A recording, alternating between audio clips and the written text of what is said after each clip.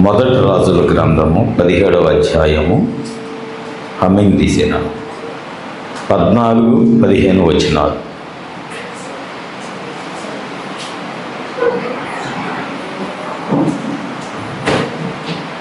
మొదటి రాజుల గ్రంథం 17వ అధ్యాయం 298వ పేజీ. భూమి మీద యెహోవా వర్షము కురిపించు వరకు ఆ తొట్టిలో ఉన్న పిండి తక్కువ కాదు,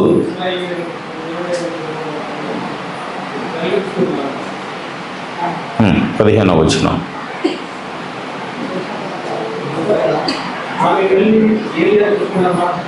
చెయ్యగా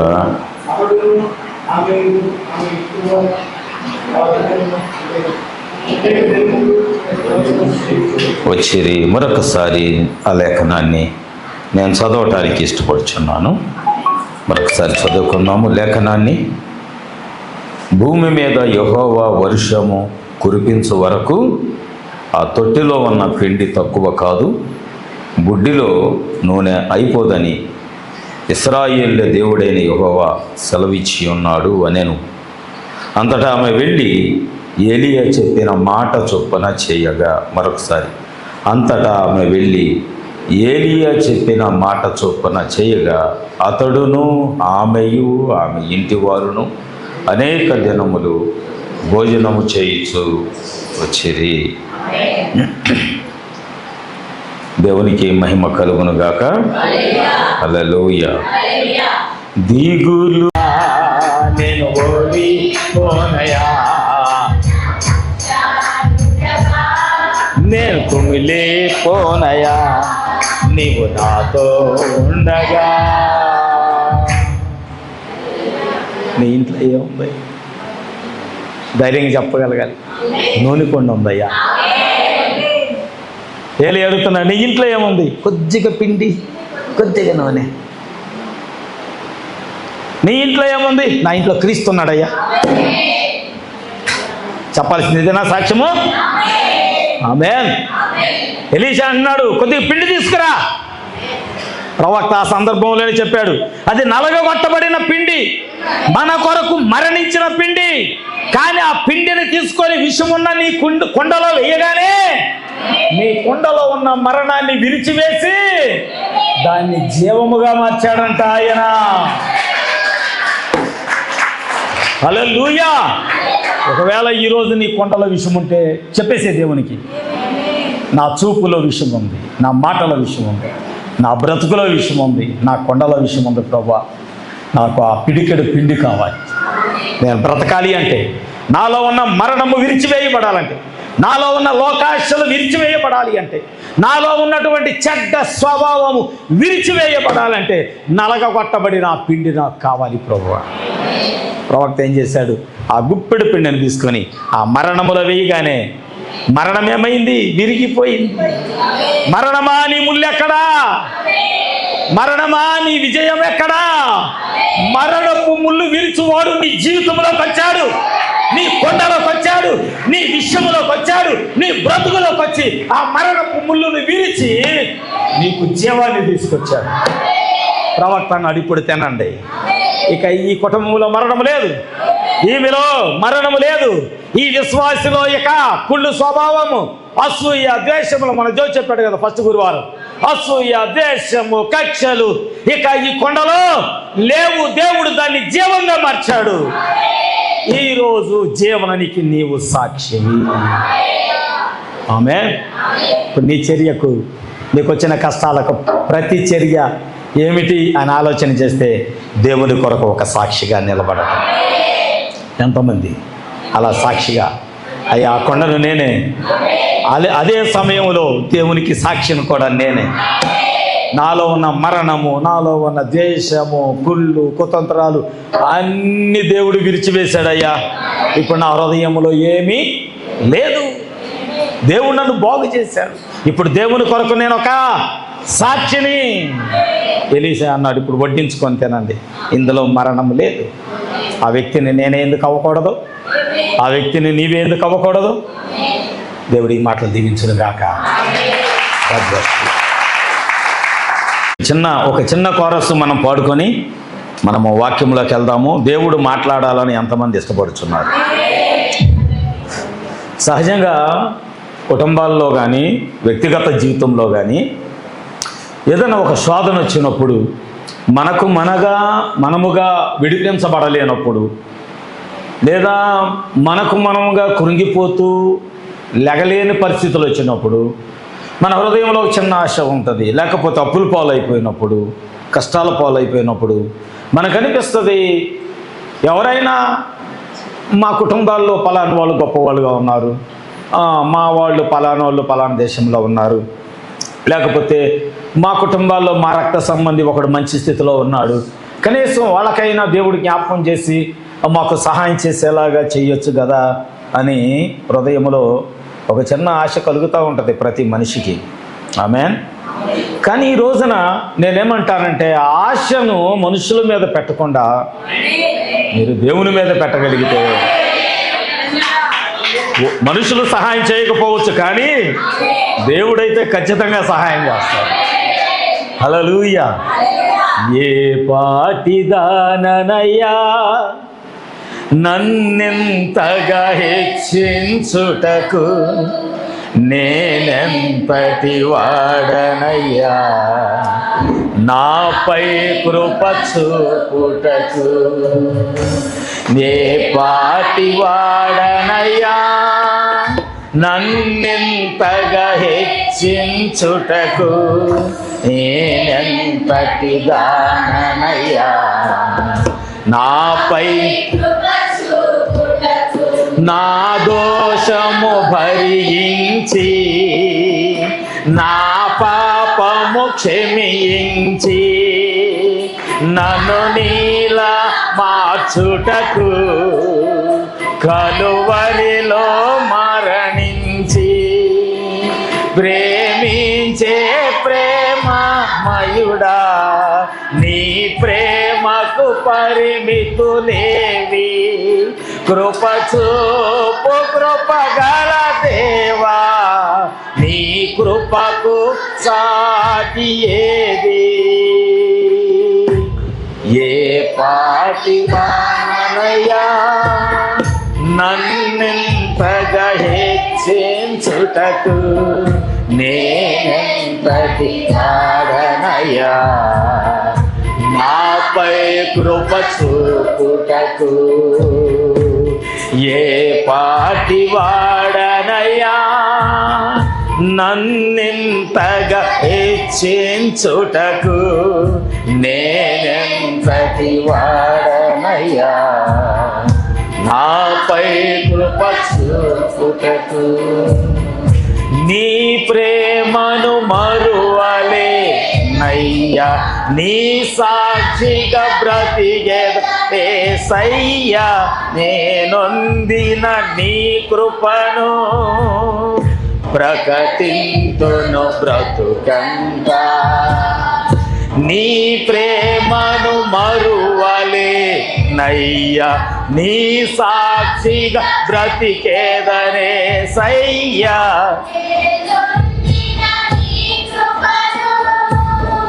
ప్రకటింతును బ్రతుకంతా. నేనొందిన ఈ జయము నీవిచ్చినదేనయ్యా,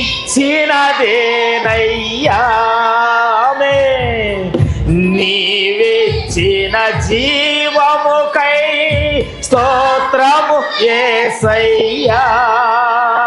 ప్రేమించే ప్రేమమయుడా నీ ప్రేమకు పరిమితులేవి, కృప చూపు కృపగల దేవా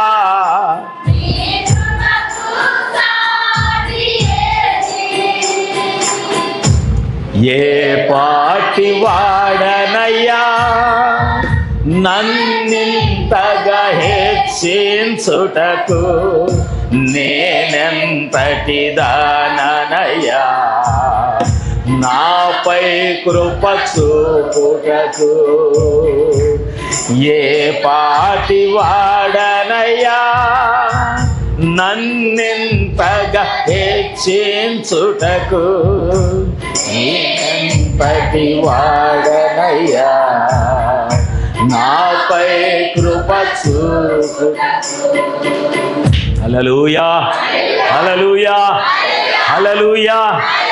నిజంగా మనం ఎంతటి వారమని దేవుడు తన ప్రేమను మన మీద ఆయన కుమ్మరింప చేస్తున్నాడు. ప్రతి క్షణము ఆయన మనల్ని కాపాడుతున్నాడు, ప్రతి క్షణము ఆయన మనల్ని చూస్తున్నాడు. కానీ ప్రతి క్షణము మనం ఆయనతో లేము, ప్రతి క్షణము ఆయన మనం చూడటం లేదు. అయినను ఏపాటి వారమని ఆయన మనలను ప్రేమించుచున్నాడు. ఆ గొప్ప హృదయాన్ని బట్టి మనం ప్రార్థన చేద్దాము. పరిశుద్ధుడా, పరిశుద్ధుడా, సర్వాధికారి నీకు వందనాలు, నీకే స్తుతులు స్తోత్రములు. ఈ దినమును బట్టి వందనాలు ప్రభా. నిజంగా ఏపాటి వారిమని, ఎంతటి వారిమని మీరు మమ్మల్ని ఈ రీతిగా హెచ్చించుటకు మాలో ఏ కారణము కూడా లేదు ప్రభా, ఏ మంచితనము కూడా లేదయ్యా.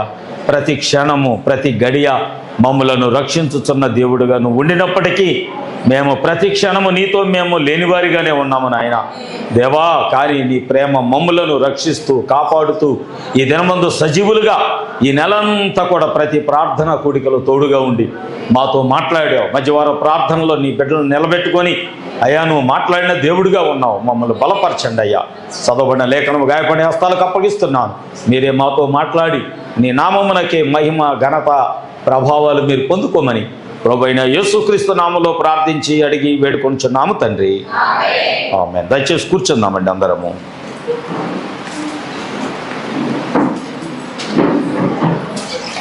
చాలా సంతోషము. ఈ ఉదయకాల సమయంలో ప్రవక్త 1957 సంవత్సరం ఆగస్టు నెల 10వ తారీఖున ప్రవక్త మాట్లాడిన వర్తమానము the reaction to an action, చర్యకు ప్రతి చర్య.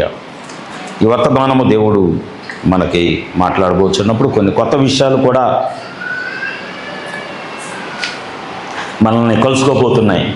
కొన్ని కొత్త సంగతులు అనేక సార్లు మనం ఈ లేఖను విన్నాం, అవునండి. అంతేకాదు మరి కృపాగుడారములో ప్రకటించబడుచున్నటువంటి వాక్యము చాలా దూర ప్రాంతాలకు వెళుతుంది.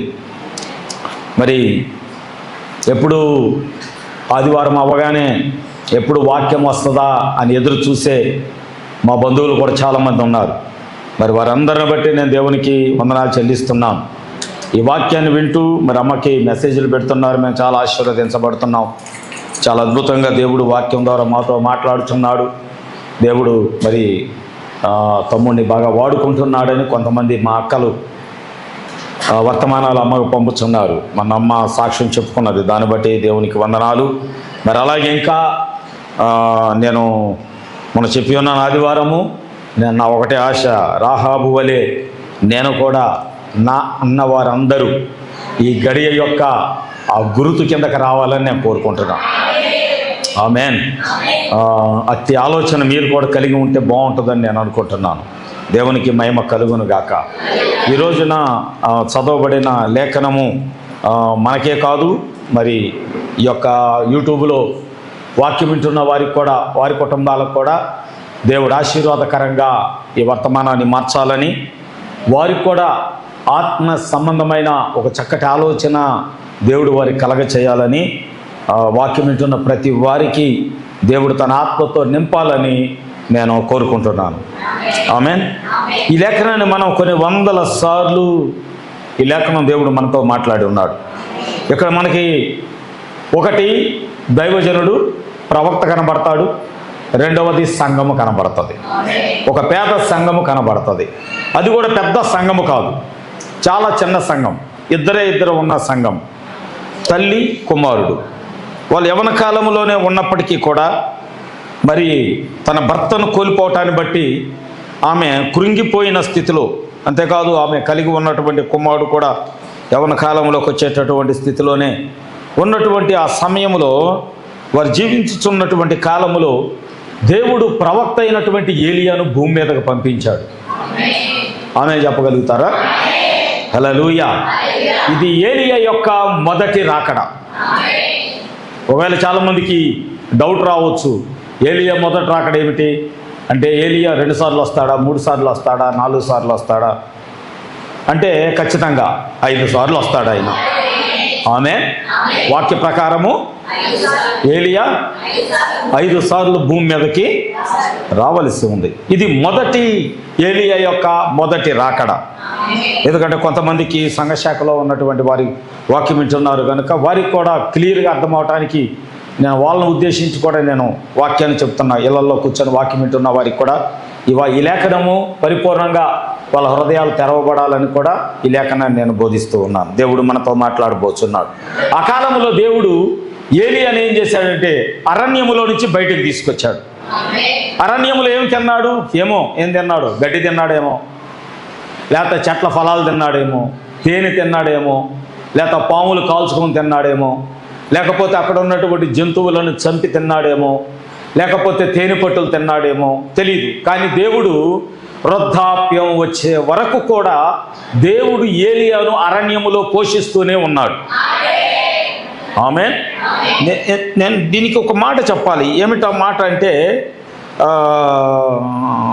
యోహాను సువార్త 3వ అధ్యాయము 27వ వచనములో అనుకుంటాను ఒక మాట కనబడుతుంది.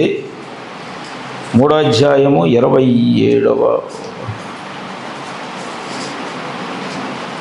అందుకు యోహాను ఇట్లా, నేను తనకు పరలోకము నుండి అనుగ్రహింపబడితేనే కానీ ఎవడును ఏమియూ పొందనేరడు. ఎందుకు ఈ మాట చదివాను? మన ప్రతి జీవితము ఎక్కడ నిర్ణయించబడినది కాదు. అది మొదట నువ్వు గమనించాలి.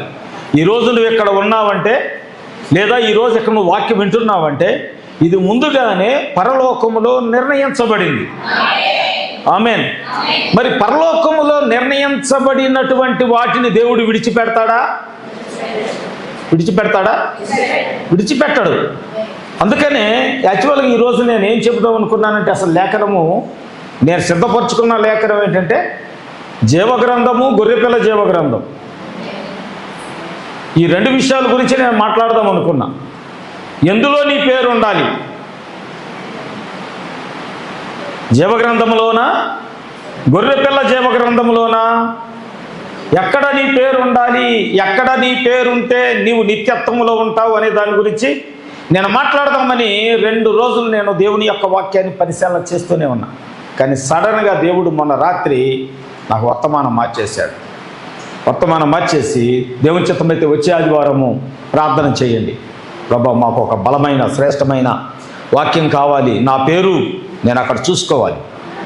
వచ్చే ఆదివారం నువ్వు ప్రార్థన చేసుకునిరా, ప్రభా నా పేరు నేను ఏ గ్రంథంలో ఉంటే శ్రేష్టమో ఆ గ్రంథంలో నా పేరు నేను చూసుకోవాలని ప్రార్థన చేసుకునిరా. అప్పుడు దేవుడు ఖచ్చితంగా నీకు బయలుపరుస్తాడు. ఆమేన్. హల్లెలూయా. ఇప్పుడు ఇక్కడ యోహాను అంటున్నాడు పరలోకము నుండి అనుగ్రహింపబడితేనే కానీ, అంటే మొదట నీవు పరలోకములో నిర్ణయించబడాలి. నీవు ఈ వాక్యానికి, ఈ వర్తమానానికి చెందిన వ్యక్తివని ఎక్కడ నిర్ణయించబడాలి? పరలోకములో నిర్ణయించబడాలి. అందుకని ఏలియా ఎక్కడ వాడంటే ముందుగానే పరలోకములో నిర్ణయించబడిన వాడు. అతడు పుట్టక ముందే భూమి మీద 5 సార్లు పరిచర్య చేయాలని పరలోకములోనే నిర్ణయించబడింది ఏలియా గురించి. హల్లెలూయా. అలాంటి ఏలియాను దేవుడు విడిచిపెడతాడా? విడిచిపెట్టడు. ఆయన ఎలాంటి వాడు అయి ఉన్నాడు అని ప్రవక్త ఏమని మాట్లాడుతున్నాడంటే, ఈ కాలంలో ఉన్నటువంటి కొంతమంది సంఘశాఖలో ఉన్నటువంటి పాస్టర్లు అనుకుందాం, సంఘశాఖలో ఉన్నటువంటి సేవకులు అనుకుందాం, వాళ్ళు ఎలా ఉంటారు? నాకు తెలుసు మా బంధువులు ఎక్కువ సిఎస్ఐలో ఉన్నారు, మా బంధువులు ఎక్కువ బాప్టిస్ట్లో ఉన్నారు, మా బంధువుల్లో ఎక్కువ ఇంకా లూథరన్స్లో ఉన్నారు, ఈ సంఘాల్లో ఉన్నారు. కానీ అక్కడ సేవకుడు ఏ విధమైనటువంటి దాన్ని ఏమంటారు క్యారెక్టర్ అంటే ఏ విధమైన ప్రవర్తన, గుణలక్షణం అతను కలిగి ఉంటాడంటే సంఘం ఏది చెబితే అదే, ఇంకంతే. సంఘ పెద్దలు ఏది చెబితే ఇంకదే. మా చిన్నప్పుడు నేను చూసేవాడిని. నా చిన్నప్పుడు మేము అంత భక్తి కలిగిన వాళ్ళం కాదు, కానీ ఊర్లో పెళ్ళిళ్ళు అయ్యేటప్పుడు ఏం జరిగేదంటే సంఘ పెద్దలు ఉంటా ఉండేవారు. ఆ సంఘ పెద్దలు ఏం చేస్తూ ఉండు, చర్చిలో పెళ్లి జరుగుతూ ఉంటే ఫాదర్ గారో పాస్టర్ గారో లేకపోతే స్వాములోరో ఎవరో ఒకళ్ళు పెళ్లి చేస్తూ ఉంటారు. పెళ్లి చేసిన తర్వాత సంఘ పెద్దల సాక్ష్యం కావాలి కదా. ఆ సాక్ష్యం కొరకు పెద్దలను పిలవన్నాను, కానీ అప్పుడు బయట బీడి తాగుతూ ఉండేవాడు. బీడి లోపల నుంచి ఎవరో అనేవాళ్ళు, స్వామి పిలుస్తున్నాడు అని.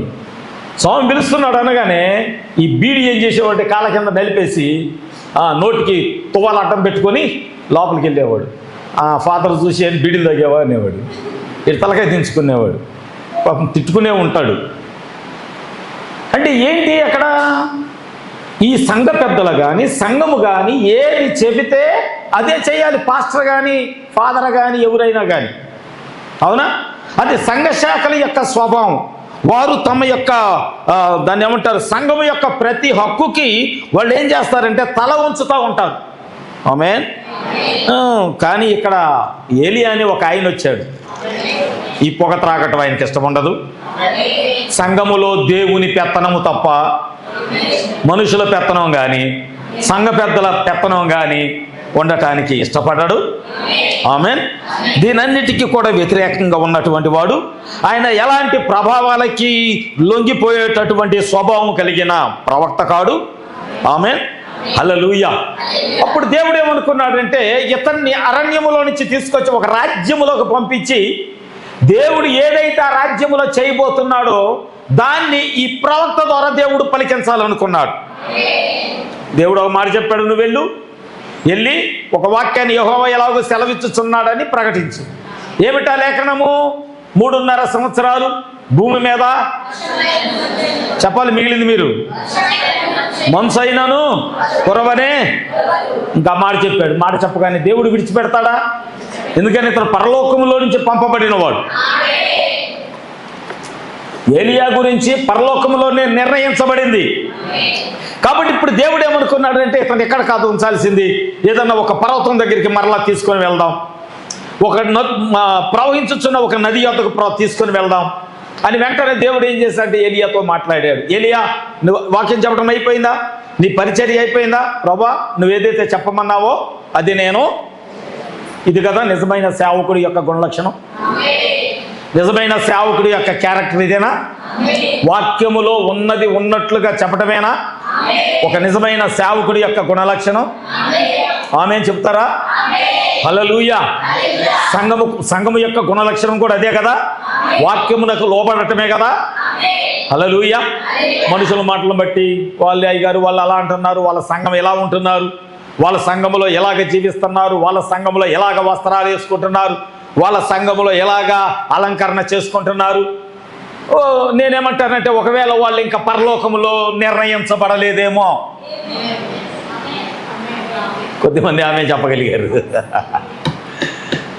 నువ్వు పరలోకములో నిర్ణయించబడ్డావు కనుకే లోకములో ఉన్న ప్రతి దానిని పెంటతో సమానంగా నువ్వు ఎంచుకోగలుగుతున్నావు.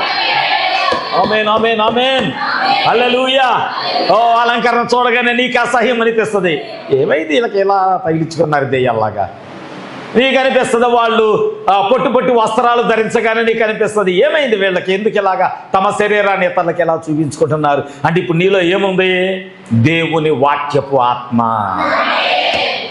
అదేం చేస్తుంది? ప్రతి చెడును అసహించుకుంటుంది. అది నీలో ఉంటే సమాజంలో ఉన్న చెడునంతా నువ్వు అసహించుకుంటావు.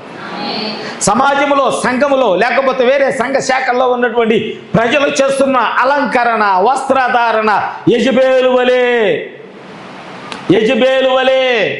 చెప్పాలి. ఏం చేసింది యెజబేలు? ఫస్ట్ చెప్పాలి, మూతికి లిప్స్టిక్ వేసుకుంది. రెండో చెప్పాలి, ఇదివరకు చెవుకు ఒక బొక్కే ఉండేది, ఇప్పుడు చెవు నిండా బొక్కలే. దేవుడిచ్చిన పెద్ద బొక్క వదిలేసి అన్ని చిన్న బొక్కలు పెట్టేసుకుంటున్నారు. అంత బంగారం ఎక్కువైపోయింది. ఇంకా మీరు ఎప్పుడన్నా తమిళనాడు ఆ ఏరియా వెళ్ళండి, ఎలా ఉంటుందో తెలుసో, వాళ్ళు పెట్టుకునే బంగారానికి చెవులు కిందకి ఇక్కడ జారుతాయి. నేను అండమాన్ వెళ్ళినప్పుడు షిప్లో చూశాను. ఆ ముసలాళ్ళకి పెట్టుకునేంతలో బరువు పెట్టుకొని ఆ కన్నము ఎంత కన్నం అయ్యిద్దంటే ఇంచుమించుగా బాదం గింజ అంత కంటే కూడా పెద్దగానే అంత కన్నం ఏర్పడింది. నీకు అది చూడగా నీకు అనిపిస్తుంది ఇది వాక్యానుసారం కాదు. ఎప్పుడు వాక్యము నీలో ఉన్నప్పుడు అది సంఘము యొక్క నిజమైన గుణ లక్షణం. ఆమేన్. హల్లెలూయా. ఇప్పుడు ఇక్కడ తాగటానికి ఈయనకి నీళ్లు లేవు, ఎందుకంటే దేవుడు ఆల్రెడీ ప్రకటించాడు, వర్షం రాదు, మంచు రాదు. ఆ మాట చెప్పటమే అన్నీ ఎక్కడ బంద్ అయిపోయినాయి. మేఘాలు కనబడతలేదు, ఇక రాత్రిపూట మంచు పడటం లేదు, ఎక్కడ ఏమీ లేదు, అన్ని ఎండిపోవటం స్టార్ట్ అయిపోయినాయి. కానీ దేవుడు పరలోకములో నిర్ణయించబడిన ఏలియాను దేవుడు విడిచిపెట్టలేదు. ఆయన అనుకున్నాడు, నేను ఏలియాను పోషించాలి. అలా ఆయన పోషించడానికి నిర్ణయం తీసుకున్న దేవుడు, ఒకవేళ పరలోకములో నీవు నిర్ణయించబడి ఉంటే నిన్ను ఆయన పోషించాడు. ఆమేన్, ఆమేన్, ఆమేన్, ఆమేన్, ఆమేన్. హల్లెలూయా.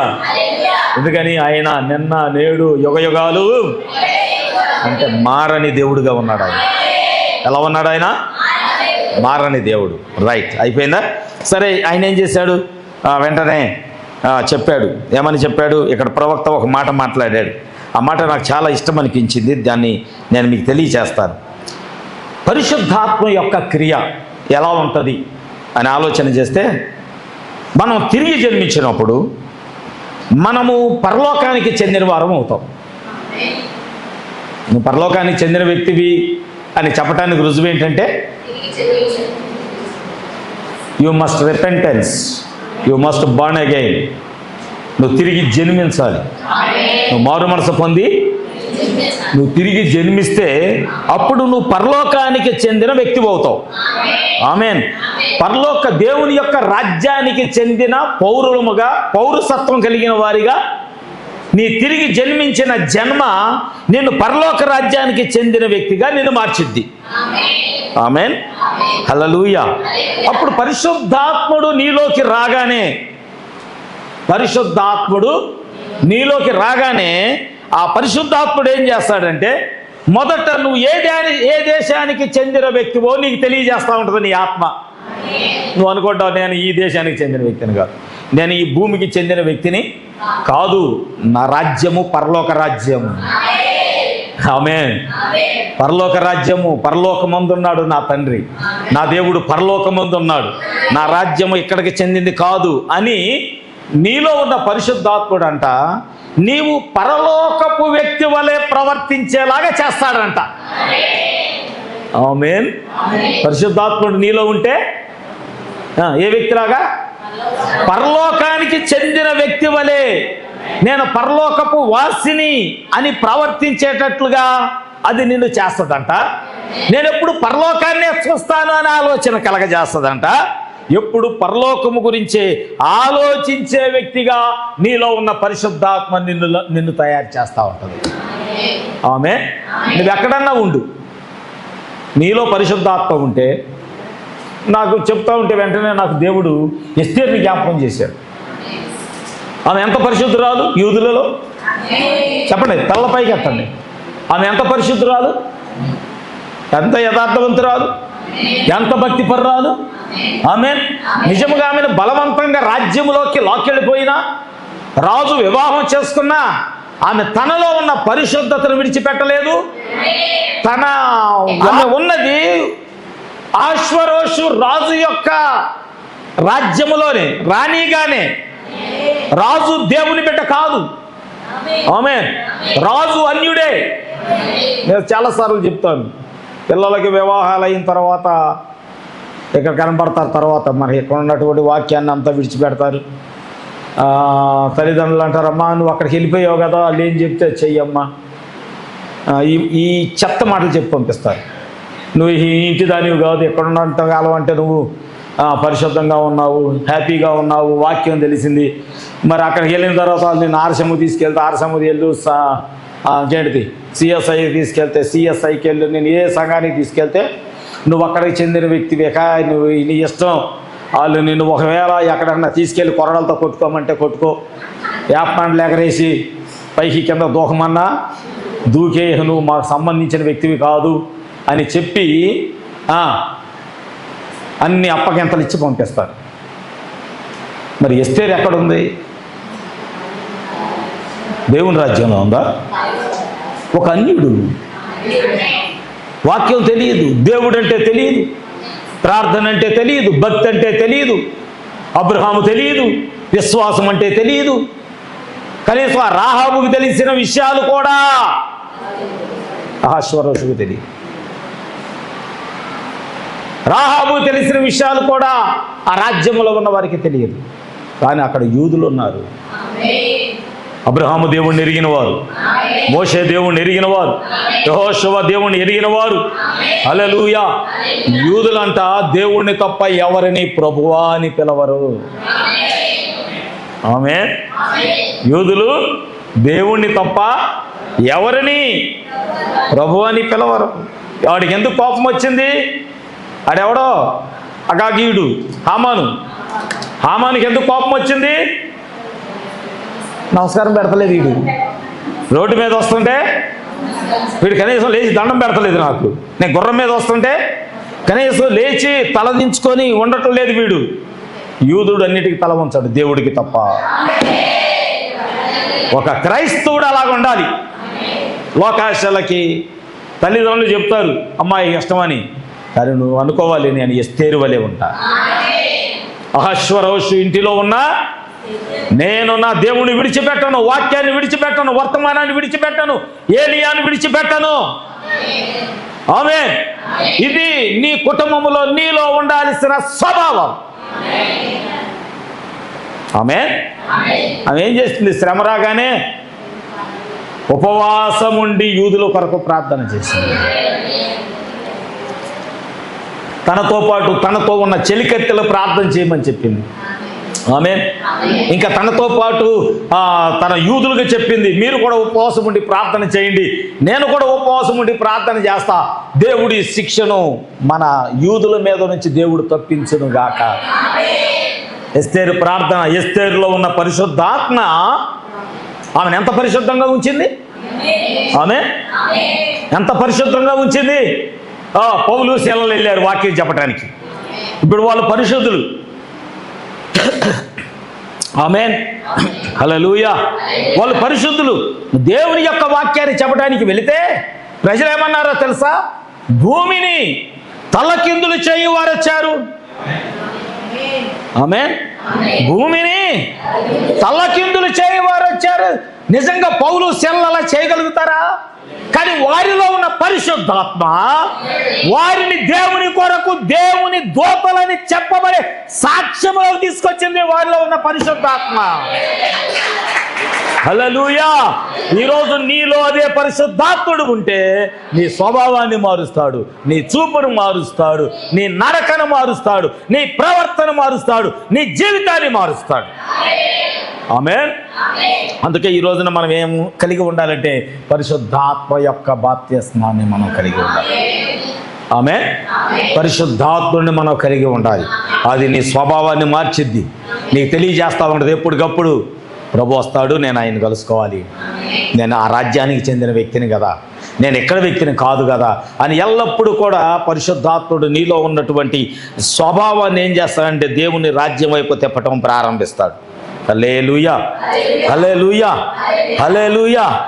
దేవుడు ఏం చేశాడు? ఏలియాను ప్రేమించి ఆయన ఒక నది వద్దకు తీసుకుని వెళ్ళాడు. ఏమంటారు అది? ఏ వాగు? సరే వాగు, నది అంటే అది ఇట్లా ఏ వాగు? కెరీతు వాగు దగ్గరికి అక్కడికి తీసుకొని వెళ్ళి దేవుడు ఏలియాను పోషించడం ప్రారంభించాడు. రైట్, మంచిది. ఇప్పుడు నేను ఇక్కడ సంఘం దగ్గరికి వస్తున్నా. ఇప్పుడు ఆ ప్రవక్త గురించి మాట్లాడుకున్నాం. ఇప్పుడు సంఘం దగ్గరికి వస్తున్నా. ఈ సంఘము ఆమె పేరు రాయబడలేదు, కానీ ఆమె ఒక విధవరాలని రాయబడింది. ఏమని? ఆమె ఒక విధవరాలు, సారేపతి విధవరాలు. ఆమె ఒక కుమారుడిని కలిగి ఉన్నాడు అని కూడా అక్కడ రాయబడి ఉంది. అయితే ఈ రోజున దేవుడు ఏమని మాట్లాడుచున్నాడు అంటే, దేవుడు ఎందుకు ఆ కుటుంబాన్ని ఎన్నుకున్నాడు? సారేపతిలో అనేక కుటుంబాలు లేవా? చెప్పండి.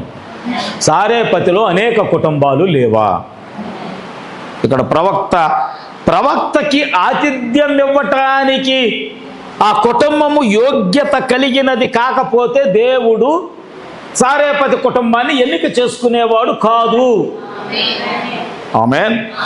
రెండవది, ఆమె ఒకవేళ నీతిమంతురాలు కాకపోతే దేవుడు ఏలియా కొరకు ఆ కుటుంబాన్ని ఎన్నిక చేసుకునేవాడు కాదు. ఆమేన్.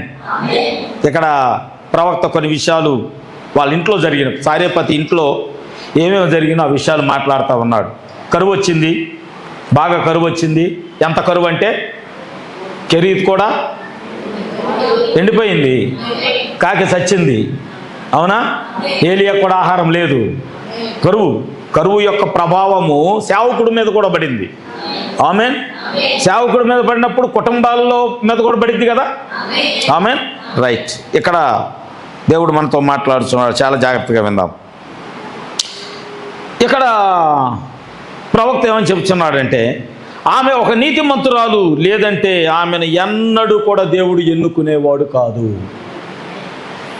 ఆమె నీతిమంతురాలు కాకపోతే సేవకుడికి పరిచర్య చేయటానికి అసలు ఎన్నుకునేవాడే కాదంట. అంటే దీన్ని బట్టి మనం అర్థం చేసుకోవాలి, ఈమె కూడా పరలోకములోనే, ఈ సంఘము కూడా, ఏలియా సంఘము ఎక్కడ నిర్ణయించబడింది? పరలోకములో నిర్ణయించబడింది. ఈ గడియ యొక్క ఏలియా యొక్క సంఘము కూడా, వధువు కూడా ఎక్కడ నిర్ణయించబడింది అంటే పరలోకములోనే నిర్ణయించబడింది. హల్లెలూయా, హల్లెలూయా. అందుకే దేవుడు అంట ఏలియా సంఘానికంటే ఎప్పుడు పరీక్ష పెడతా ఉంటాడంట. మీరు గమనించండి, అయ్యగారు సంఘశాఖల్లో ఉన్న వాళ్ళకి ఇన్ని బాధలు లేవు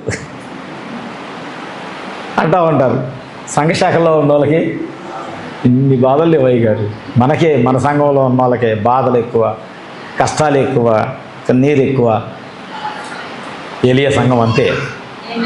అదే రుజువు. దేవుడు నిన్ను పరీక్ష చేస్తున్నాడంట. ఏలియా సంఘాన్ని అంట దేవుడు ఎప్పుడు పరీక్ష చేస్తాడంట. ఎందుకంటే అది పరలోకపు సంఘం. ఏ సంఘం? పరలోకపు సంఘం. ఇప్పుడు కలెక్టర్ అవ్వాలంటే ఎన్ని మెట్లు దాటాలి? ఎన్ని మెట్లు దాటాలి?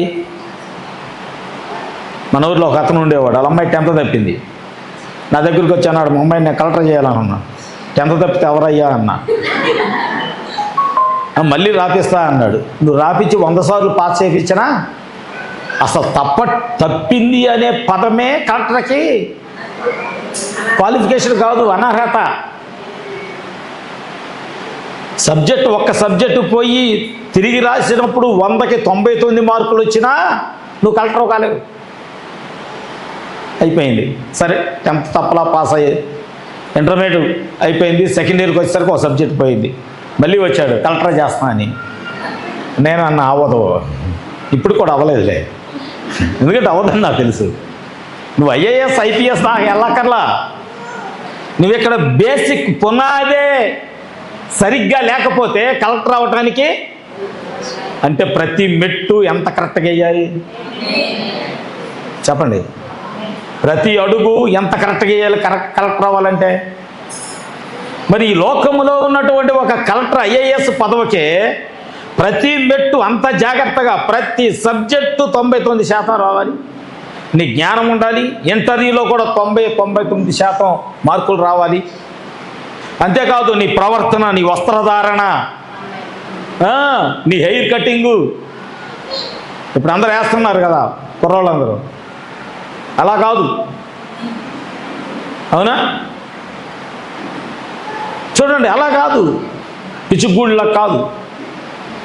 నీ ప్రవర్తన, నువ్వు వెళ్ళగానే, నువ్వు ఇంటర్వ్యూకి వెళ్ళగానే ఫస్ట్ అధికారుల నుంచి నన్నెత్తాక ఫస్ట్ అక్కడే మార్కులు చూస్తారు. నీ వస్త్రధారణ చూస్తారు, నీ నడక చూస్తారు, నీ చూపు ఎలా ఉందో చూస్తారు, నీ మాట చూస్తారు, నీ బిహేవియర్, నీ ప్రవర్తన డిసిప్లిన్గా ఉన్నావా లేదా అది చూస్తారు. చాలామంది అనుకుంటారు నేను చదువుకుంటే ఏం పర్ల పెద్దోడిని అయిపోతారని. అసలు మొదట నీ ప్రవర్తన సరిగ్గా లేకపోతే నువ్వు ఏ సెక్టార్లో ఉన్నా నువ్వు ఫెయిల్ అవుతానే ఉంటావు. నీ ప్రవర్తన నియమావళి సరిగ్గా ఉండాలి. అందుకే దేవుడేమన్నాడు? నువ్వు మందిరానికి వచ్చినప్పుడు దేని గురించి చెప్పాడు? ప్రవర్తనే మొదట చెప్పాలి. మొదట ప్రవర్తన.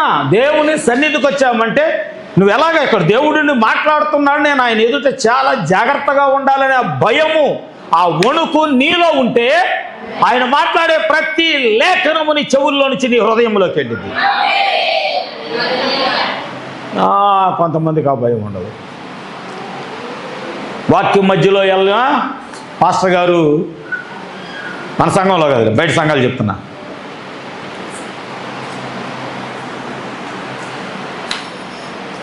వాక్యం మధ్యలో వెళ్ళినా దశమభాగం ఇచ్చాము మధ్యలో వచ్చిందనుకో, ఇక ఆమె గురించి చెప్పాలి. ఆమె రాగానే చివరిలో వచ్చి వాక్యం అయిపోయింది, చివరిలో వచ్చింది. పాపం ఆటోలు ఏం దొరకలా, రిక్షాలో వచ్చింది, ఒంటినడ నగలేసుకొని వచ్చింది. పాస్టర్ గారు పాపం అప్పుడే చూశాడు. ఆమెను చూడడు, ఆ ఒంటిని నగలు చూస్తాడు మొదట ఆయన, ఎందుకంటే ఆయన కారుకి ఎక్కువ కావాలి కాబట్టి. ఆ చివరిలో వచ్చినా ముందు ఎవరో ఒకరు లేపి ముందు ఆమె ఒక కుర్చీ వేయించాలి, లేకపోతే ఆ క్షణానికి ఆమె ఒక మర్యాద చెయ్యాలి. దేవుడు అలాంటి క్రియలు కలిగిన సంఘాన్ని దేవుడు ఎన్నడూ ఇష్టపడాడు. ఏమంటే ఆహారము కొద్దిగా ఉంది, జాగ్రత్త వినాలి. ఇక్కడ నేను చాలా కొన్ని ప్రాముఖ్యమైన విషయాలు, ఒక నూతనమైన విషయాలు నేను మీ వద్దకు తీసుకొద్దామని నేను ఆలోచన చేస్తూ ఉన్నా. ఇప్పుడు ఆహారం చాలా తక్కువ ఉంది. ఎంత తక్కువ అంటే ప్రవక్త మాట్లాడుతున్నాడు, నేను ఆమె ఇంట్లో ఉండి చూస్తున్నాను. వాస్తవముగా ఒక తల్లి చేసే రీతిగానే ఆ చిన్న పిల్లోడు కొరకు ఆమె ఆహారాన్ని ఆమె సిద్ధపరుస్తూ ఉంది. సంవత్సరాలు గడుస్తున్నాయి, డబ్బులు లేవు, పొలాలు లేవు, పంట లేదు. వీళ్ళ దగ్గర కొనడానికి వస్త్రాలు కొనడానికి కూడా డబ్బులు లేవు. వస్త్రాలు చినిగిపోయి, పిల్లవాడు వస్త్రాలు చినిగిపోయాయి, తల్లి యొక్క వస్త్రాలు కూడా చినిగిపోయాయి. ఆమె ఏం చేస్తా అంటే రోజుకొక మొక్కేస్తుందంట. రాత్రిపూట తన కుమారుడికి, ఒక తల్లి తన బిడ్డలకు ఆహారం పెంచడానికి తన తల్లి తన నోటిని కట్టేసుకొని, తన కడుపును కట్టేసుకొని ఎలాగా తన బిడ్డల కడుపు నింపాలని ఆశపడుతుందో అలాంటి స్వభావంతోనే ఆ తల్లి ప్రతి రాత్రి ఏం చేస్తుందంటే ఒక చిన్న ఆహారపు రొట్టె ముక్కను ఆ కుమారుడికి ఇవ్వటం ప్రారంభించింది. దేవునికి మహిమ కలుగును గాక. నిజంగా ఆమె దగ్గర ఆహారం అయిపోతా ఉన్నది. ఆమెను ఆ పిండి పిసకటానికి కూడా నూనె లేదు. జాగ్రత్తగా విందాం. పాత్ర అంతా కూడా ఖాళీ అయిపోతా ఉన్నది. ఎలా ఉన్నదంటే ఇంటిలో ఆహారం అయిపోతుంది, మరణం వచ్చి మొత్తంలో ఉంచుంది. జాగ్రత్తగా విందాం. మరణం వచ్చి మొత్తంలో నుంచుంది, ఇంటిలో సంఘం ఉంది, లోపల ఆహారం లేదు, ఆహారం అయిపోవచ్చింది. ఆ తల్లి తన కుమారుడికి మాత్రమే చిన్న చిన్న ముక్కలు చేసి పెడతా ఉంది. ఇక్కడ ప్రవక్త ఏమని మాట్లాడుచున్నాడంటే దేవుడు ఒక్కొక్కసారి నీకు ఎలాంటి పరీక్షలే పెడతాడు. ఆ పిల్లలు పట్టుకోండి, ఎలాంటి పరీక్షలు పెడతాడు? ఆ తలిపేసేయండి అయ్యా, లోపలికి బయట తిరుగుతున్నారు పిల్లలు, బయట పంపించండి పిల్లలు. చూడండి దేవుడు ఎలాంటి పరీక్ష పెడుతున్నాడు అంటే ఆ సంఘానికి ఆ చివరి మార్గము, అంతము, మరణం వచ్చి మొత్తంలో కూర్చున్న ఇంట్లోకి రాలేదు. కానీ వాళ్ళకి అర్థమైపోయింది, మరణం వచ్చేసింది, మరణం మొత్తంలోకి వచ్చేసింది, సంఘంలోకి మరణం మొత్తంలో దాకా వచ్చేసింది. ఇంకా కొద్దిగా ఉన్నది, ఆ కొద్దిగా తిని చనిపోదాం. ఆమేన్. వాళ్ళు ఒక నిర్ణయానికి వచ్చారు, వాళ్ళకి తెలిసిపోయింది ఇంకా మరణం మన ఇంటి దాకా వచ్చేసింది అని వాళ్ళు ఆలోచన చేస్తూ ఉన్నారు. దేవుడు అంట నిన్ను ఈ సమయంలో పరీక్ష పెడతా ఉంటాడంట. అది ఎలాంటి పరీక్ష అంటే అలాంటి స్థితిలో కూడా దేవుడు నన్ను నిలబెట్టగలడు అని దేవునికి జవాబు చెప్పగలిగిన ఆ మాట దేవుడు వినాలని అనుకుంటున్నాడంట. ఆమేన్. ఏమీ లేదు, ఈరోజు నీళ్లు తాగి కడుపు నింపుకుందాం, దేవుడు రేపిస్తాడు మనకి. దేవుడి కంటే ఈ మాటలు కావాలంట. ఆమేన్.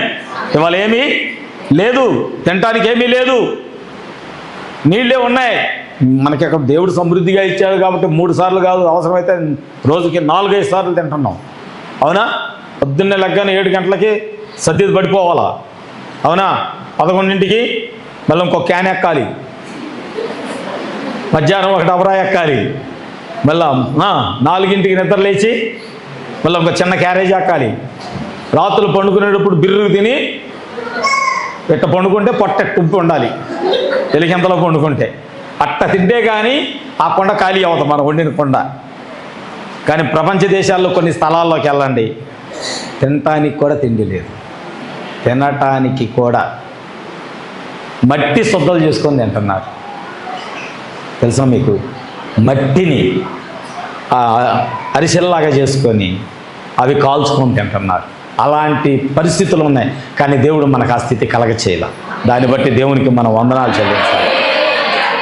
హల్లెలూయా, హల్లెలూయా. హల్లెలూయా. సమృద్ధిగా అన్నీ నీ నోటి దాకా వచ్చేటట్లు చేస్తున్నాడు. అందుకే మనకి దేవుని విలువ సరిగ్గా మనకి తెలియట్లేదు. దేవుడు ఎంతగా పరీక్ష పెడతాడంటే ప్రవక్త మాట్లాడుతున్నాడు, ఆ హెబ్రీ పిల్లలను దేవుడు అలాగే పరీక్ష పెట్టాడు.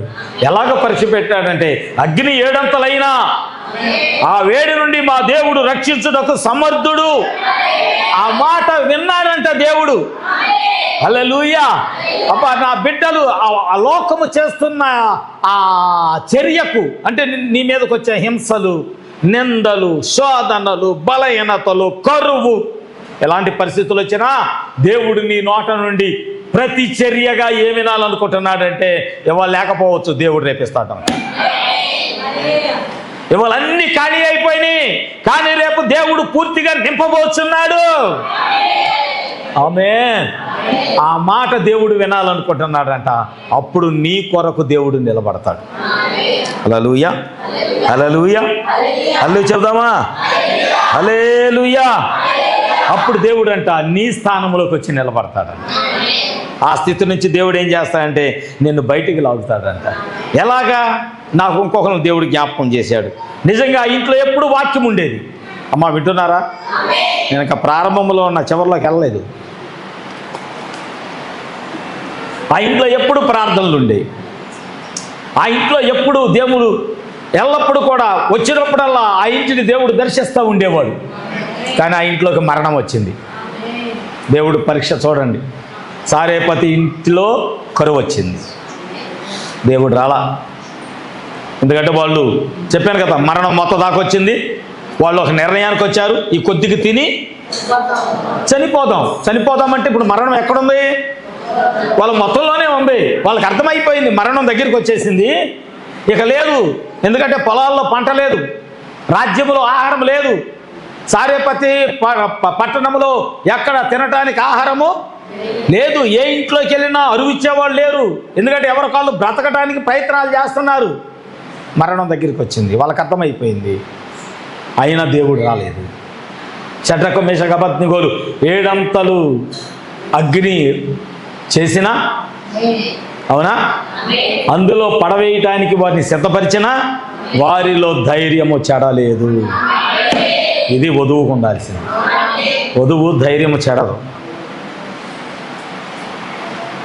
నన్ను అంటారు, నా ఫ్రెండ్స్ ఉన్నారు, అప్పుడప్పుడు ఏదైనా టైం వచ్చినప్పుడు నేను చూపిస్తూ ఉంటారే 17 లోన్లు ఉండేరా నాకు, 17 లోన్లు కట్టాలి, 2వ తారీఖు వచ్చేసరికి 17 లోన్లు ఉండే కట్టాలంటే ఏం గుండేది అంటారు. ఆ లిస్ట్ చూపిస్తా ఫోన్లో, చూడు 1 2 3 4 5 6 7 17 లోన్లు, 17 లోన్లు కట్టాలి అంటే ఏం గుండెది? గుండె నాది కాదు, కట్టగలను, ఆయన కట్టించగలడనే ధైర్యం ఆయన మీద ఉందరా. అందుకే అటు ఆయనకి దేవుడు తలుపు కొట్టైనా ఆయన ఏం చేస్తాడు? ఇచ్చేది. నేను ఒకటే నమ్ముతాను, నా దగ్గర లేవు మరి నిజంగా, కానీ నేను ఒకటే ప్రార్థన చేస్తాను, ప్రభా 2వ తారీఖు వచ్చేసరికి నా బ్యాంకులు నిండాలి. ఎలా నిండితే నాకు తెలియదు, కానీ నిండాలి. నువ్వు అలా చేయగలవు. అలా ప్రతి నెల ఆయన చేస్తున్నాడు కాబట్టి వెళ్తుంది, బండి వెళ్తుంది. లేదా గుడ్స్ బండి ఎప్పుడో అయిపోయేది, ఉండేది కాదు. షడ్రకు మేషకు అబేద్నెగోలు అగ్నిగుండంలో పడవేయబడే వరకు కూడా దేవుడు అసలు కదలలేదంట. అగ్నిగుండంలో వేస్తున్నా కానీ కదలలేదంట. ఆమేన్. దేవుడు అప్పుడు దాకా మనల్ని పరీక్ష చేస్తూనే ఉంటాడు. పరలోకములో నిర్ణయించబడిన వారికి ఇలాంటి పరీక్షలు వస్తూ ఉంటాయి. ఆమేన్, హల్లెలూయా.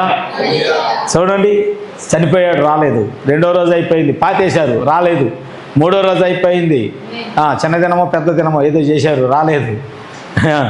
4వ రోజు అయిపోయింది, కుళ్ళిపోతున్నాడు, అప్పుడు వచ్చాడు ఆయన. కుళ్ళిపోతున్నాడు, హోప్ లేదు. ఇక లాజరు బ్రతుకుతాడన్నా నమ్మకం లేదు, ఎందుకంటే ఆల్రెడీ పాతివేయబడ్డాడు. అందుకే ఆమె ఏమంది? ప్రభువా నువ్వు ఇక్కడ ఉండిన ఎడలా చావకుండు. చచ్చిపోయాడని చెప్పేస్తున్నామా? చచ్చిపోయాడు ఆల్రెడీ, వాడు కుళ్ళిపోయాడు, 4 రోజులు అయింది. ఆ రాయి తీయమంటే కుళ్ళిపోయాడు కదా ప్రభువా అని చెబుతుంది. ఆయన రాదు అప్పటి వరకు. అంటే వాళ్ళు చేయాల్సిన ఎన్ని ప్రయత్నాలు చేసినా బ్రతకడు. దేవుడికి తెలుసు, అప్పటిదా పరీక్ష చేస్తానే ఉంటాడు. అందుకే ఏమంది, నువ్వు ఎక్కడ ఉండి నీ ఎడల. చూసారా ఆయన మీద ఎలాంటి నమ్మకము. ప్రభు అన్నాడు, ఇప్పటికైనా నువ్వు ఆమంటది, ఇప్పటికైనా నువ్వేది అడిగినా దేవుడు నీకు ఇస్తాడయ్యా.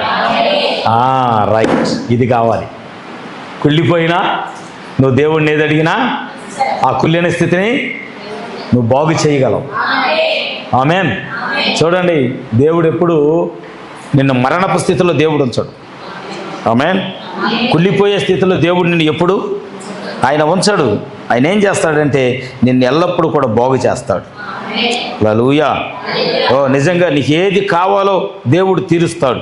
నేను ఎప్పటి వరకు అంటే ఆ చివరి అడుగు వేసే వరకు దేవుడు నిన్ను పరీక్షిస్తానే ఉంటాడు. శోధనలో గుండా నువ్వు వెళ్ళటానికి దేవుడు అనుమతిస్తాడు. యోబుకు అనుమతి ఇవ్వలేదా? ఇచ్చాడా? శోధించబట్టానికి యోబుకు అనుమతి ఇవ్వలేదా? మరి యోబు నిలబడలేదా? దూషించాడా? దేవుడిని దూషించాడా? షడ్రకు మేషకు అబద్ధిగోలు అగ్నిగుండంలో వేయటానికి దేవుడు అనుమతి ఇవ్వలేదా? వాళ్ళు ఏమైనా దూషించారా? రక్షించబడకపోయినా పర్వాలేదు.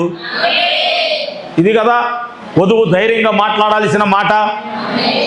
ఆమె అయ్యా ఈరోజు లేకపోయినా పర్వాలేదు అయ్యా, రేపు దేవుడు ఇస్తాడు మాకు. ఇది కదా వధువు మాట్లాడాల్సి. ఇక్కడ వాక్యం వింటున్న నీవు మాట్లాడాల్సిన మాట ఇది కదా. ఏంటి మీరు బాగా బలహీనలు అవుతున్నారు, అయినా పర్వాలేదు, రేపు మేము బలవంతులమే. ఇవాళ బలహీనమే కానీ రేపు బలవంతులమే. మా దేవుడు ఎల్లప్పుడూ మమ్మల్ని బలహీనడగా ఉంచడు, మమ్మల్ని బలపరుస్తాడు ఆయన. ఎందుకంటే మా దేవుడే బలవంతుడు. హల్లెలూయా. ఇప్పుడు ఫైనల్కి వస్తున్నాను. ఇక్కడ కొద్దిగా మనము సంఘం దగ్గర మనం నిలబడి ఉన్నాం. ఒకవేళ దేవుడు ఎలాంటి నీ పరీక్షలు పెడితే నువ్వు గ్రహించు, నువ్వు పరీక్షల్లో వెడుతున్నావు కానీ దేవుడు నిన్ను విడిచిపెట్టలేదని నువ్వు నమ్మాలి. నువ్వు శ్రమలోనే ఉన్నావు కానీ నువ్వు నమ్మాలి, నా దేవుడు నన్ను విడిచిపెట్టలేదు. నువ్వు కష్టాల్లోనే ఉన్నావు, బాధల్లోనే ఉన్నావు, రోగములోనే ఉన్నావు, వ్యాధిలోనే ఉన్నావు. ప్రవక్త అన్నాడు, నువ్వు ఆ స్థితిలో ఉన్నావని తెలిసినా దేవుడు నీతోనే ఉన్నాడు. ఎందుకంటే ఆయన ఒక మాట వినాలనుకుంటున్నాడు నీ నుంచి. చర్యకు ప్రతి చర్య ఆయన వినాలనుకుంటున్నాడు. ఈ వచ్చిన ఈ శోధనలో నీవు ఏమి చేయబోతున్నావు దేవుని కొరకు, అంటే నీ నోట నుంచి ఎలాంటి సాక్ష్యం రాబోతుంది, ఆ స్వరం వినాలనుకుంటున్నాడు అంట దేవుడు. నువ్వేం చెప్పాలి చెప్పండి, చెప్పండమ్మా. మీ నోటితో మీరు చెప్పండి. మీరు వాక్యం వింటున్నారు కదా. ఈ శ్రమలు, కష్టాలు, శోధనలు, బలహీనతలు, రోగాలు, రొప్పులు, అప్పులు అన్నీ ఉన్నాయి, అయినా దేవుడు నీతోనే ఉన్నాడు. ఇప్పుడు నీ జవాబు ఏం చెప్పాలి? ఇవన్నీ దేవుడు తొలగిస్తాడని చెప్పాలి. ఆమె వీటన్నిటి నుంచి దేవుడు నన్ను తొలగిస్తాడు. రైట్.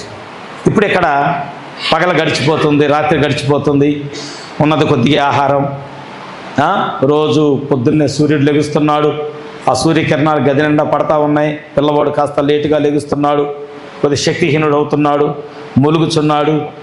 ఈ తల్లిను తన చెంపల వెంట కన్నీరు కారుస్తూ ఉన్న గదిలో, అయ్యో నా కుమారుడికి నేను ఆహారాన్ని సిద్ధపరచుకోలేకపోతున్నాను అని అనుకుంటా ఉంది.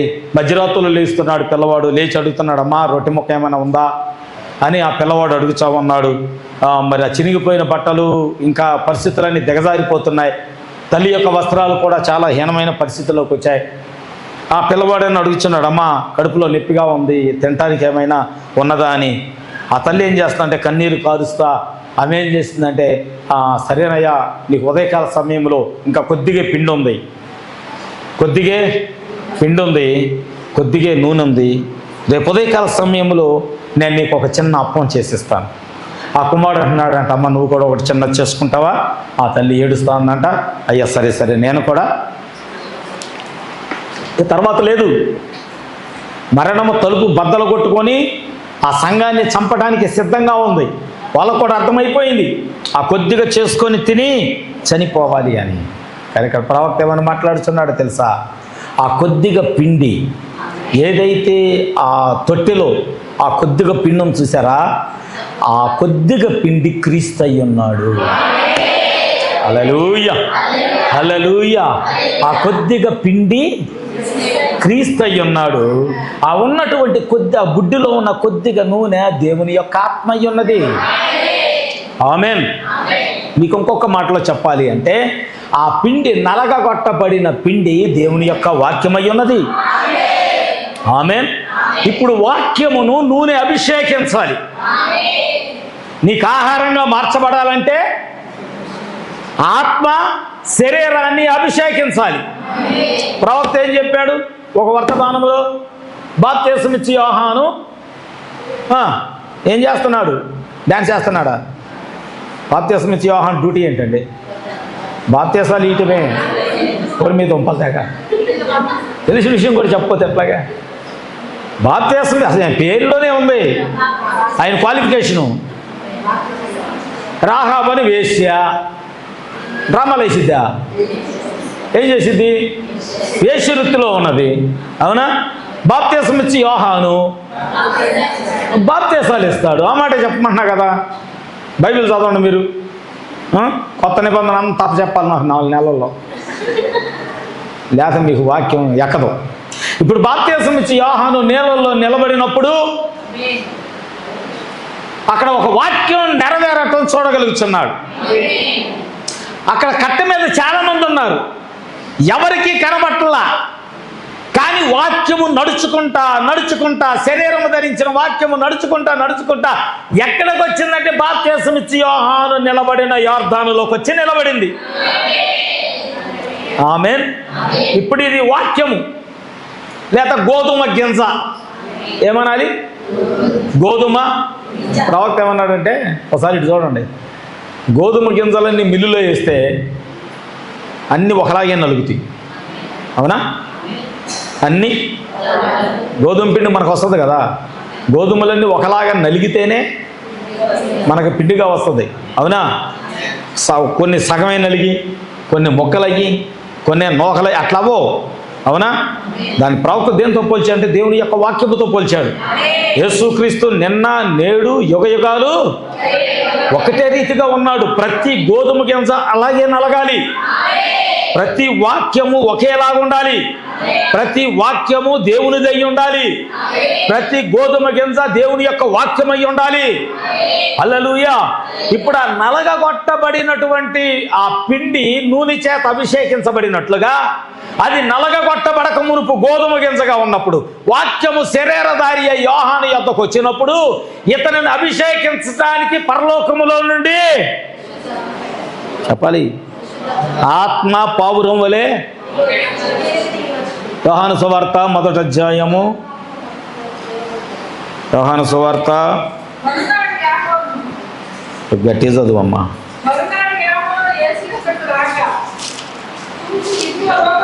ఇదిగో లోక పాపములను మోసుకొని పోవు గొర్రెపిల్ల.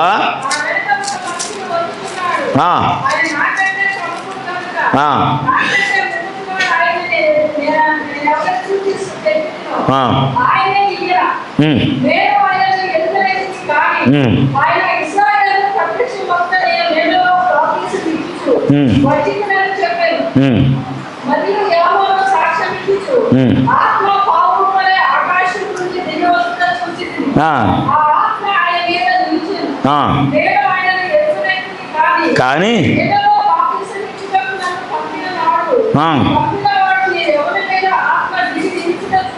సూచితను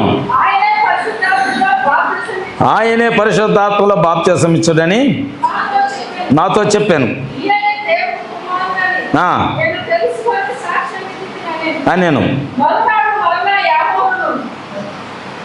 చూడండి, ఇక్కడ ఒక శ్రేష్టమైనటువంటి లేఖనము. ఎప్పుడైతే యేసుక్రీస్తు వచ్చి బాప్తిసం ఇచ్చి యోహాను ఎదుట నిలబడి ఉన్నాడో, ఇప్పుడు ఈయనెవరో గొర్రెపిల్ల. యోహాను సాక్ష్యం చెప్తున్నాడుగా, లోక పాపములను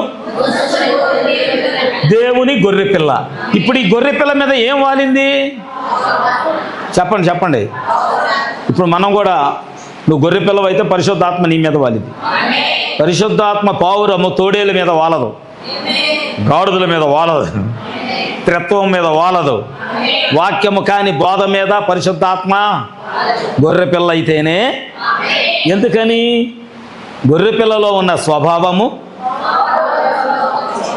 ఒకటే. హల్లెలూయా.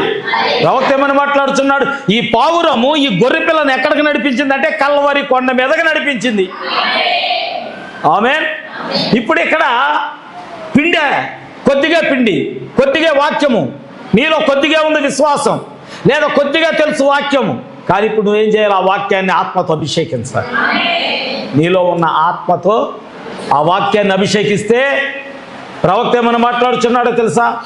ఆ గోధుమ గింజ మరణించింది కానీ, వినండి, గోధుమ గింజ మరణించింది కానీ, కలవరి సిలువలో ఆ శరీరం మరణించింది కానీ, ఆ మరణము మనకు జీవముగా మార్చబడింది. హల్లెలూయా.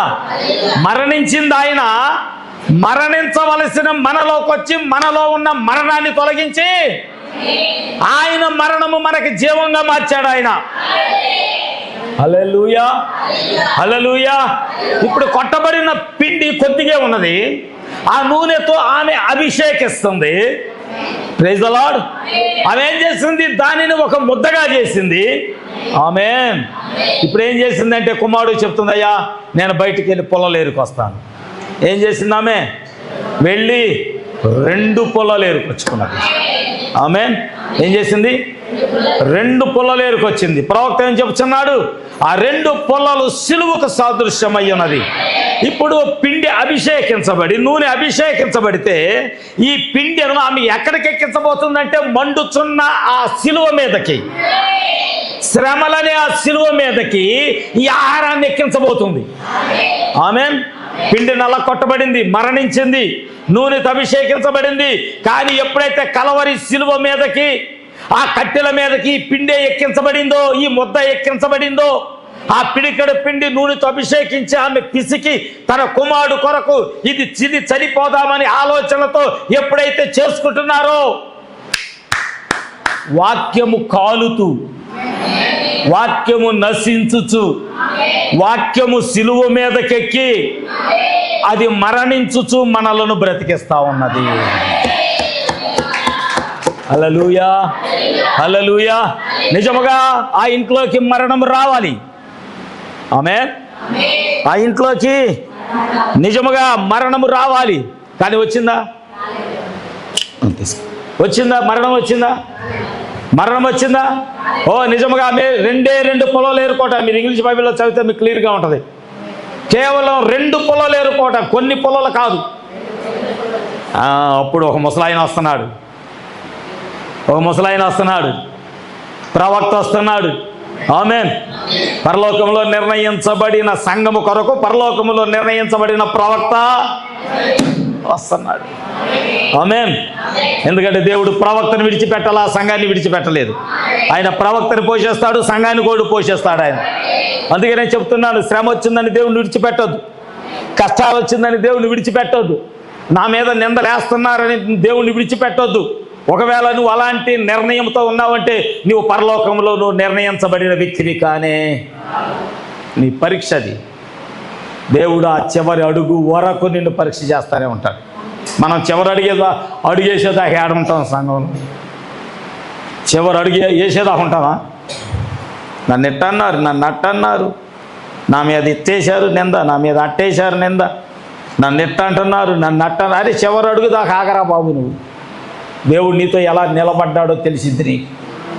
ఎందుకంటే నీకు ప్రజలు, లోకము, లేక నీకు నీవుగా చేసుకున్న చర్యకు నీ నోట నుండి ఏమి ప్రతిచర్య వస్తుందా అని దేవుడు ఎదురు చూస్తూ ఉన్నాడు. రియాక్షన్కి యాక్షన్ ఏం వస్తుందా అని చూస్తున్నాడు. నువ్వు దేవుని కొరకు నిలబడలేదు అనుకో, నీలో యాక్షన్ లేదు, నువ్వు ఓడిపోయావు. నువ్వు ఓడిపోయిన వ్యక్తివి. దేవుని కొరకు నిలబడలేకపోతే నువ్వు పడిపోతూనే, నువ్వు జారిపోతూనే దేవుడు నాతో లేడు అనుకొని సంఘం నుంచి, సంఘాన్ని విడిచి, వాక్యాన్ని విడిచి, దేవుని సన్నిధిని విడిచి నువ్వు ఎప్పుడైతే పారిపోతున్నావో నువ్వు అప్పుడు ఓడిపోయిన వ్యక్తి. Praise the lord. కానీ ఆమె ఏం చేసింది? మరణం వస్తుందని తెలుసు, ఆ ఉన్న కొద్దిగా పిండిని నూనెతో అభిషేకించటం ప్రారంభించింది. నీ ఇంట్లో నువ్వేం కలిగి ఉన్నావు? ఆ కొద్దిపాటి విశ్వాసం అన్నా కలిగి ఉన్నావా? ఆ కొద్దిపాటి నమ్మకాన్ని నువ్వు కలిగి ఉన్నావా? ఆ కొద్దిపాటి నూనెను, ఆత్మ నడిపింపైన కొద్దిపాటి విశ్వాసమైన నువ్వు కలిగి ఉన్నావా? నువ్వు పరిశీలన చేసుకోవాలి. అందుకే నేను శనివారం ప్రార్థన చేయండి అని ఎందుకు చెప్తున్నానంటే, నీ జీవితంలో ఉన్న కొద్దిగా తెలిసిన వాక్యాన్ని ఆ నూనెతో అభిషేకిస్తే నీ ఇంటిలో నుంచి జీవం ఎన్నడూ బయటికి వెళ్ళిపోదు. ఆమేన్. నీ ఇంటిని జీవము విడవదు, నీ ఇంటిలోకి మరణమే రాదు. సేవకుడు వచ్చి అడిగాడు, ఏం చేస్తున్నావు? అయ్యా, సిలువను ఏరుకుంటున్నా, కట్టెను ఏరుకుంటున్నా, 2 పొలాలు ఏరుకుంటున్నా. ఏం ఏరుకుంటా చెప్తుంది? 2 పొలాలు ఏరుకున్నా. ఆయన అన్నాడు, సరే నాకు ఒక గ్లాసు మంచినీళ్ళు. ఆమె లోపలికి వెళ్తా ఉండగానే మళ్ళీ స్వరం వినపడింది. కొద్దిగా పిండి నూనె తన్నావు కదా, మొదటి అప్పం తీసుకొచ్చి నాకు ఇవ్వు. ఆమె చెప్పింది, చూడండి, ఇక్కడ ప్రవక్త, ఇక్కడ సంఘం, అక్కడ మరణం. జాగ్రత్తగా వినండి. ఇంట్లోకి ప్రవక్త వచ్చాడు, సంఘమేనో కొద్దిపాటి పిండి ముద్దలు కలిగి ఉంది, అభిషేకించబడిన వాక్యాన్ని. ఆమేన్. మొత్తంలో మరణం ఉంది. దేవుడు ప్రవక్తను పంపించాడు. ఆమె 2 పొలాలు ఏరుకుంటుంది. విశ్వాసంతో ఏం చేస్తుంది? 2 పొలాలు ఏరుకుంటుంది. అది తీసుకొని తిని చనిపోదాం, మొత్తంలో మరణం ఉంది, ఎప్పుడు మింగుదామా అని ఆమె చెబుతున్న సాక్ష్యం అది. అయ్యా, ఉన్నది కొద్దిగా, నేను నా కుమారుడు చేసుకుని తిని చనిపోదాం అనుకుంటున్నాం. కానీ అక్కడ వాక్యం వచ్చింది. ఆ మొదటి అప్పం తీసుకొచ్చి నాకు ఇవ్వు, కరువు తీరు వరకు, ఈ లోకములో కరువు తీరిపోవు వరకు, దేవుడు మరలా ఆకాశములో నుంచి వర్షము, భూమి మీద వర్షము, మంచు కురిపించు వరకు నీ ఇంటిలో పిండే తరిగిపోదు, నూనె తరిగిపోదు అని నేను చెప్పట్లేదు, యెహోవా ఎలాగూ సెలవిచ్చుచున్నాడు. నీ ఇంటిలోకి మరణము రాదు, నువ్వు ఓడిపోవు, నీవు నశించవు, నువ్వు ఎల్లప్పుడూ జీవిస్తూనే ఉంటావు. ఇది యెహోవా ఎలాగూ సెలవిచ్చుచున్నాడు. ఆమేన్. ఎంత గొప్ప దేవుడు. అదే ప్రవక్త అంటున్నాడు, ఈ రోజున ఆ కొండ వాళ్ళందరూ శిష్యులు తీసుకొచ్చి, పర్లేదు 5 నిమిషాలు సమయం ఇవ్వండి. ఆ కొండలో అన్ని చేదు కూరగాయలు, కారు ద్రాక్ష, కనబడ్డ గన్నేరు పక్కు, అవన్నీ తీసుకొచ్చి వండారంట ఆకలి మీద. వండిన తర్వాత ఎవడో పాపం ఉప్పు చూద్దామని నోట్లో పెట్టగానే విషయం తగిలిందంట. వెంటనే దైవజనుడా ఎలీషా గారు, అయ్యా ప్రవక్త, కొండలో విషయం ఉంది. ఆ కొండ నువ్వే. అన్నీ పోగేసుకుంటే నువ్వు అలాగే అయిపోతావు. నీ వలన నీ ఇంట్లో వాళ్ళకు కూడా ఉపయోగం ఉండదు. ప్రార్థన చేస్తేగా, మంచి మాటలు చెబితేగా. ఎప్పుడైనా పిల్లలతో చెప్పావో ప్రార్థన చేసుకుంటే, టైం వ్యర్థం చేస్తున్నారు, బైబిల్ చదువుకొని ప్రార్థన చేసుకోండి అని ఎప్పుడైనా చెప్పావా? నీ కొండ నిండా విషయం ఉంటే ఆ మాటలు ఎందుకు వస్తాయి? కొండలో మంచి పదార్థం ఉంటే మంచి మాటలు వస్తాయి, కొండలో విషం ఉంటే విషపు పొగే వస్తుంది. అవునా? మీరు యాపకాయలు బాగా నూలు కాశారనుకోండి, వాసన చూడండి, తీయగా బెల్లం పాకం అలాగా కదా. ఒక కొండలో బెల్లం పాకము, ఒక కొండలో యాపకాయలు. ఇదివరకు కాసేవాళ్ళు బాలింతలకు స్నానం చేయించడానికి యాపాకులు, యాపకాయలు వేసి బాగా మరగబెట్టి 21వ రోజు స్నానం చేయించే రోజున ఆ నీళ్ళని నెత్తి మీద పోసేవారు. పోయింది దరిద్రం పోయింది. వాసన ఎలా వచ్చేది? చేదు వాసన. మరి నీ కొండ నిండా చేదు ఉంటే నీ భర్తకు చెప్పుకోలేవు, నీ పిల్లలకు చెప్పుకోలేవు, నీ ఇరుగు పొరుగు వారికి చెప్పుకోలేవు, సంఘంలో ఎవరైనా కలిసినా అమ్మ ప్రైజ్ లార్డ్ ఆ మాట కూడా రాదు మనకి. కొండ నిండా విషయమే అనే సారేపతి విధవరాలు ఇంట్లో ఆ బుడ్డెలో కొద్దిగా నూనె ఉంది, ఆ పెట్టెలో కొద్దిగా పిండి ఉంది, ఆ గంపలో కొద్దిగా పిండి ఉంది. నల్లగా కొట్టబడిన క్రీస్తు అక్కడే ఉన్నాడు. ఆ వాక్యాన్ని అభిషేకించే ఆత్మ కూడా ఆ ఇంట్లోనే ఉంది. ఆ రెండింటిని ఆమె ఐక్యపరచడం ప్రారంభించింది. కానీ ఇక్కడ ఒక ఇల్లు ఉంది, ఇక్కడ శిష్యులు ఉన్నారు, ఎక్కడ కూడా ప్రవక్త ఉన్నాడు. వాళ్ళు అంటున్నారు, అయ్యా దైవజనుడా, మా ఇంట్లో విషయం ఉందయ్యా, మా కొండలో విషయం ఉందయ్యా. ఏలియా దగ్గరికి ఒక విధవరాలు వచ్చి అడిగింది, అయ్యా నా ఇంట్లో అప్పులు ఉన్నాయి, నా ఇంట్లో వాళ్ళని అప్పులో తీసుకెళ్దాం అనుకుంటున్నారు. ప్రవక్త అన్నాడు, నీ ఇంట్లో ఏముంది? ఆమె నూనె కొండ ఉందయ్యా. అయ్యా కొద్దిగైనా నాకు పరిశుద్ధాత్మ ఉందయ్యా, కొద్దిగైనా ప్రార్థనాత్మ ఉందయ్యా, కొద్దిగా తెలుసయ్యా వాక్యము తెలుసా, అదన్నా ఉందా? ఆ కొద్దిగా తెలిసి, కొద్దిగా ఎక్కువ వద్దు, బస్తాలు అక్కర్లా, ఆ కొద్దిగా. నువ్వు ప్రవక్త అడిగితే, దేవుడు అడిగితే చెప్పగలుగుతావా? అయ్యా నూనె కొండ, చిన్న కొండ ఒకటి ఉన్నదయ్యా. అయ్యా నా ఇంట్లో నా కొరకు నలగ కొట్టబడిన క్రీస్తు యొక్క అభిషేకం నా ఇంట్లో కొద్దిగా ఉంది. చెప్పగలుగుతావా? ఆ కొద్దిగా ఉంటే చాలు, నీ ఇంట్లోకి మరణం రాకుండా దేవుడు కాపాడతాడు. ఆమె ఆ ఇంట్లో సారేపతి విధవరాలు ఇంట్లో మరణం రానిచ్చాడా? కరువు తీరు వరకు ఓ నిజముగా అభిషేకము ఆ ఇంటిని విడిచిపెట్టలేదు. హల్లెలూయా. ఓ అందుకే పౌలు అన్నాడు, మేము సిలువ వేయబడిన క్రీస్తును ప్రకటించుచున్నాం, ఇది మాకు జీవాన్ని ఇచ్చిందంట. నశించుచున్న వారికి వెర్రితనం కానీ చెప్పబడుచున్న మాకు ఇది జీవము, దేవుని శక్తి. హల్లెలూయా. ఆ కొద్దిగా పిండి, కొద్దిగా నూనె. ఇక ప్రవక్త ఆ ఇంట్లో నిలబడి అన్నాడు, యెహోవా ఇలాగే సెలవిచ్చుచున్నాడు, మరణము నీ ఇంటికి రాదు. ఇక్కడ ఎలీషా ఉన్నాడు, ఆ ఇంటి వారిని అడిగాడు, మీ ఇంట్లో ఏమైనా ఉందా? మీ ఇంట్లో పిండి ఏమైనా ఉందా? ఏమని అడుగుతున్నాడు? మీ ఇంట్లో సిలువను గుర్చిన వార్త ఏమైనా ఉందా? నీ కొరకు ప్రాణత్యాగం చేసిన యేసు క్రీస్తు యొక్క వాక్యం గురించి ఏమైనా విషయాలు మీ ఇంట్లో ఉన్నాయా? ఉన్నాయా? మాకు అర్థమైంది, మాకు వాక్యం అర్థమైంది, వర్తమానం అర్థమైంది. దేవుడు మమ్మల్ని బలపరుస్తున్నాడు. ప్రతి వారం దేవుడు మమ్మల్ని బలపరుస్తూనే ఉన్నాడు. దేవుడు ఈరోజు ఏలియాతో పలికిచ్చినట్లుగా సంఘముతో మాట్లాడుచున్నాడు. యెహోవా ఎలాగో సెలవిచ్చుచున్నాడు, నీ కుటుంబానికి కరువు రాదు, నీ కుటుంబానికి కరువు రాదు. హల్లెలూయా. అగ్ని గుండములో వేయబడినా నువ్వు క్షేమంగానే ఉంటావు.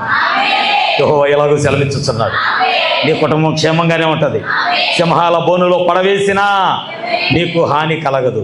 యెహోవా ఎలాగో సెలవిచ్చుచున్నాడు, నువ్వు క్షేమంగానే ఉంటావు. మరణము నిన్ను తాకదు. ఆ ఇంట్లో మరి ఆడామో లేకపోతే పురుషుడో తెలియదు, పరిగెత్తుకొని వెళ్ళాడు. ఆ కొండలో ఎంత ఉందో పిండి తెలియదు, కానీ గుప్పిడి పిండి తెచ్చాడు. ఎంత? దేవుని నోట నుండి వచ్చు ప్రతి మాట మనల్ని శాశ్వతంగా మార్చింది. ప్రవక్త అన్నాడు, మాట గుర్తొచ్చింది నాకు. ఆయనకంట శ్రమ వచ్చినప్పుడు, ఏనండి ఈ మాట, ఆయనకి శ్రమ వచ్చినప్పుడు, దుఃఖం వచ్చినప్పుడు, బలహీనుడైనప్పుడు ఆయన చెప్పిన వర్తమానం మాట, నేను పడిపోవచ్చున్నప్పుడు, నేను లెగలేనేమో అని అనుకున్నప్పుడు ఆయనంట తన వాగ్దానం దగ్గరికి వెళ్తాడంట. దేవుని యొక్క వాక్యము యొక్క వాగ్దానం దగ్గరికి వెళ్ళి దాని మీద తన ఏలుని పెడతాడంట. ఆ ఏలు పెట్టి ప్రార్థన చేస్తాడంట, ప్రభువా నువ్వు నాకు వాగ్దానం ఇచ్చావు కదా, ఓడిపోనయ్యా నా పక్షానుండగా నీవు నాతో ఉండగా, ఓడిపోనయ్యా నా పక్షానుండగా, నేను కృంగిపోనయ్యా